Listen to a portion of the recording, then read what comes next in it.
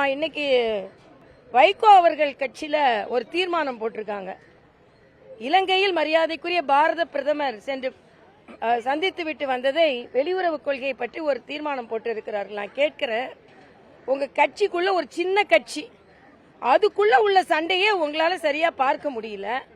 ஆனா இன்னைக்கு 2 நாடுகளுக்கான பிரச்சனையை மரியாதைக்குரிய பாரத பிரதமர் சுமூகமாக சென்று அங்கு எல்லோரும் பாதுகாப்பாக இருக்க வேண்டும் என்ற ஒரு நிலைப்பாடை எடுத்து வந்திருக்கிறார். ஆக உங்களோட ஒரு சின்ன கட்சிக்குள்ளேயே உங்க மகனை வச்சுட்டே உங்களால சமாளிக்க முடியாம நீங்க தடுமாறுறீங்க.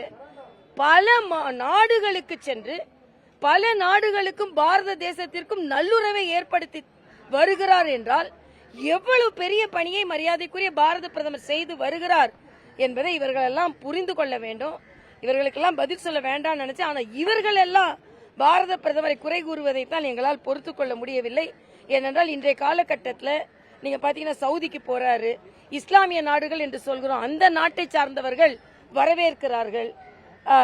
ரம்ஜான் அப்போ இந்தியாவை சார்ந்தவர்கள் அவர்கள் சிறையில் இருந்தவர்களை விடுவித்திருக்கிறார்கள்.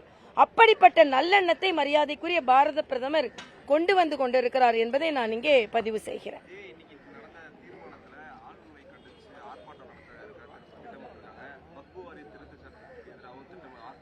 நான் கேட்கிறேன், நான் இதே அண்ணன் வைகோட்டை தான் கேட்கிறேன். இன்னைக்கு தண்ணீர் பிரச்சனை இருக்கிறது, மின்சார பிரச்சனை இருக்கிறது, தமிழகத்தில் உள்ள பட்டியலின மக்கள் தாக்கப்பட்டு கொண்டிருக்கிறார்கள். நான் மறுபடியும் சொல்றேன், திராவிட முன்னேற்ற கழகத்தை சார்ந்தவர்களும் அந்த கூட்டணியை சார்ந்தவர்களும் அடிப்படையில் மக்கள் பிரச்சனைகளில் இருந்து விலகி சென்று கொண்டிருக்கிறார்கள். இதற்கு மக்கள் தகுந்த பதிலடி கொடுப்பார்கள். எல்லா இடங்களிலும் பிரச்சனை இருக்கும்பொழுது அதை பற்றி கொஞ்சம் கூட கவலைப்படாமல் இவர்கள் மக்களிடமிருந்து விலகி சென்று கொண்டிருக்கிறார்கள். அது திராவிட முன்னேற்ற கழக கூட்டணியா இருக்கட்டும், திராவிட முன்னேற்ற கழகமா இருக்கட்டும், அதனால மக்கள் நலனில் அக்கறை செலுத்த வேண்டும் என்று நாங்கள் கேட்டுக்கொள்கிறோம்.